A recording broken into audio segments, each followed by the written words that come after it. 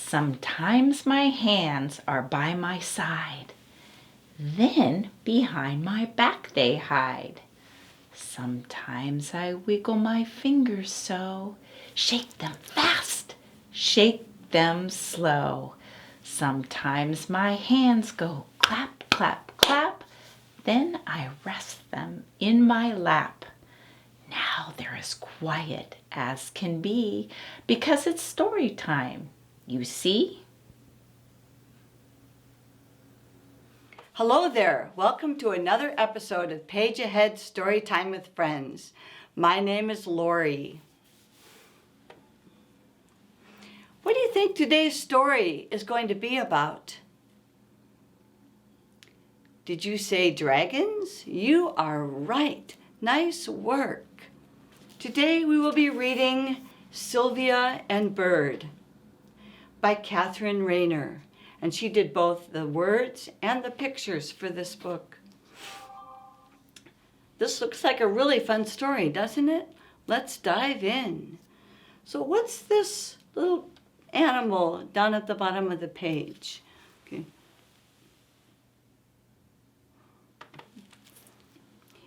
That's right, it's a bird. What's this big blue-green animal at the top of the page? That's right, it's a dragon. Do you think they're friends? Let's read to find out. In a faraway place on a high mountain top lived a shimmer shiny dragon named Sylvia. Shimmer shiny. I hear the sound shh in shimmer shiny. Shimmer means kind of sparkling, like glitter. What is this coming out of Sylvia's nose?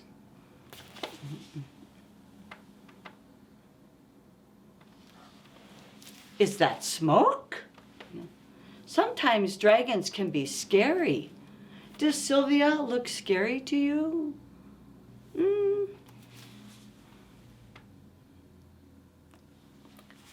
Maybe not.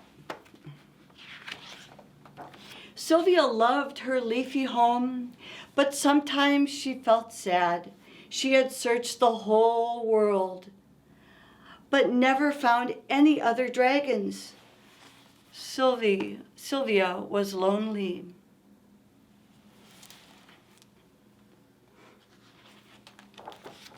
She gave a big, blustery sigh.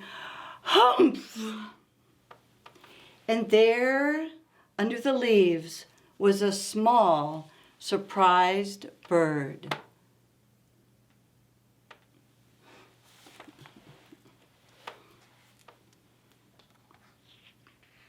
What do you think is going to happen next?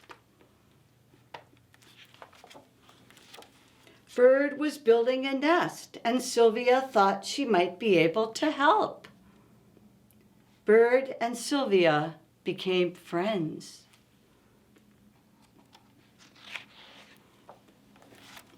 Being together was so much fun. I love this illustration because it's all water, but you can see Sylvia underneath the water, the shape of her body, and her head poking up, and Bird right here, and his little legs. So let's take a look at that close up.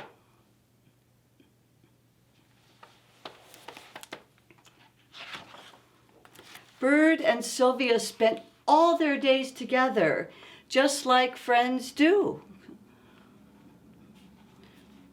What is Dragon doing to help, or what is Sylvia doing to help the bird in this picture? Is Sylvia helping Bird get some berries off the tree? But when Bird went to chit-chatter with the other birds, Sylvia felt alone. Bird belonged with the other birds, but Sylvia was different. She had no dragons to belong with. So there's lots of birds in the tree, but only one dragon. How's Sylvia feeling right now? Sad, lonely. Sylvia crept away. She gazed up at the night sky. Maybe there were other dragons living on the moon. She could go and see, but the thought of leaving Bird made Sylvia feel sadder than ever. But Bird saw that Sylvia was unhappy. She had an idea.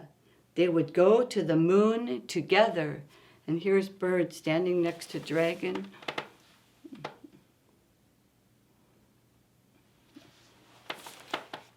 Have you noticed that friends like to help each other? Off they set, racing up to the clear blue skies. Do you think it's possible for them to fly to the moon? Well, rockets do it. It's a very long way to the moon.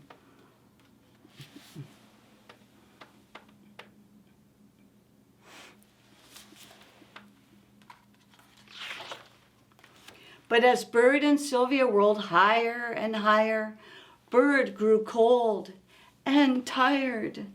Suddenly she began to tumble down, down, down through the clouds. Oh no, she's falling.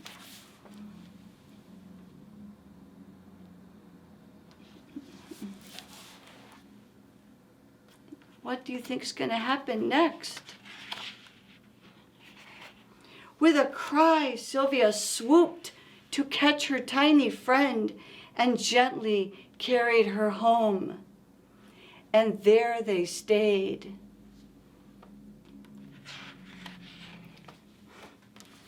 For Sylvia realized she didn't need other dragons to be happy. The best friend in the world was loving, loyal Bird. Loyal Bird, what does that mean? That means that Bird will be friends with Sylvia forever and ever, no matter what.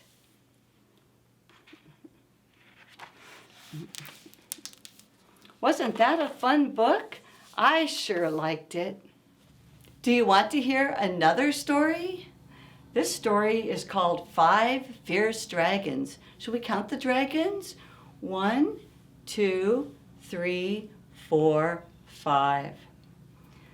5 fierce dragons gave a loud roar. One flew away, and then there were 4. 4 fierce dragons living wild and free. One flew away, and then there were 3. 3 fierce dragons eating monster stew. One flew away, and then there were 2.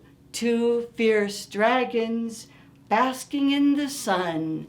One flew away, and then there was 1. 1 fierce dragon, always on the run. It flew away, and then there were none. Should we count the dragons back into the story? 1, 2, 3,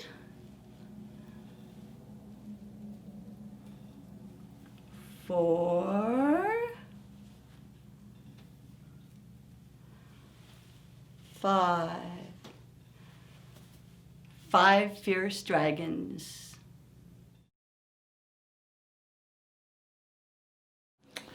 Now it's time to say goodbye, say goodbye, say goodbye. Now it's time to say goodbye. I'll see you all next time. Bye-bye. Thank you for joining me today. I hope you enjoyed the story theme as much as I did. Until next time, take care and happy reading.